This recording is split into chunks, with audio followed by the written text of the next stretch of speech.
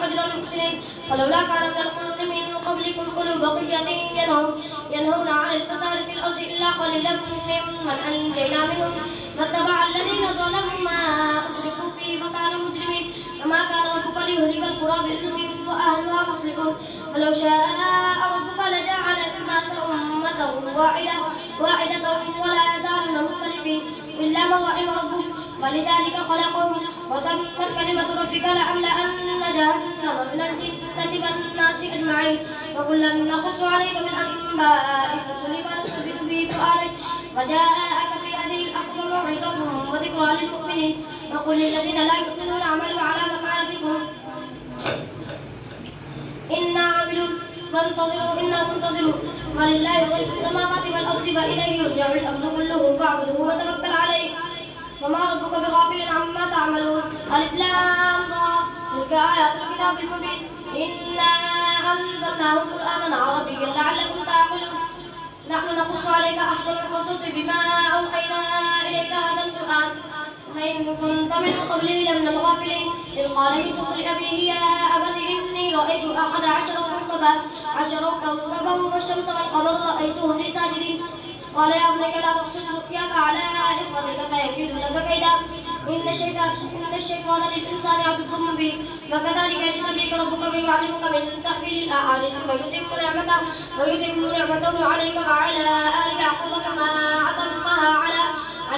أبويك من قبل إبراهيم وإسحاق إن ربك عليم حكيم لقد كان في يوسف وإخوته آيات للسائلين إذ قالوا ليوسف وأخوه أحب إلى أبينا منا ونحن عصبة إن أبانا لفي ضلال مبين اقتلوا يوسف أو اطرحوه أرضا يخل لكم وجه أبيكم وتكونوا من بعده قوما صالحين قال قائل منهم لا تقتلوا يوسف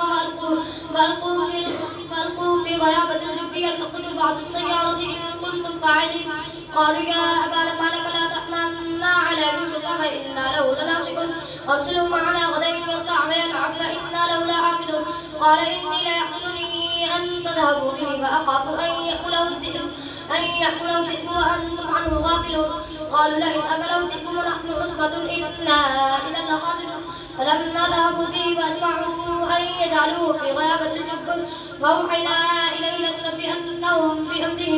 بأمرهم هذا وهم لا يشعرون فجاءوا أباهم عشاء يبكون قالوا يا أبانا إنا ذهبنا نستبق فتركنا يوسف عند متاعنا فأكله الذئب وما أنت بمؤمن لنا ولو كنا صادقين فجاءوا على قميصه بدم كذب قال بل سكلت لكم أنفسكم أمرا فصبر جميل والله المستعان على ما تصفون وجاءت سيارة فأرسلوا والدهم فأتى دفه قال يا بشرى هذا غلام فأسروه بضاعة والله عليم بما يعملون فشروه بثمن بخس دراهم معدودة وكانوا فيه من الزاهدين وقال الذي اشتراه من مصر لامرأته أكرمي مثواه عسى أن ينفعنا أو نتخذه ولدا وكذلك مكنا ليوسف في الأرض ولنعلمه من تأويل الأحاديث والله غالب على أمره ولكن أكثر الناس لا يعلمون ولما بلغ أشده آتيناه حكما وعلما وكذلك نجزي المحسنين وراودته التي هو في بيتها عن نفسه فغلقت الأبواب وقالت أين لك قال معاذ الله إنه ربي أحسن مثواي إنه لا يفلح الظالمون ولقد همت به فهم بها لولا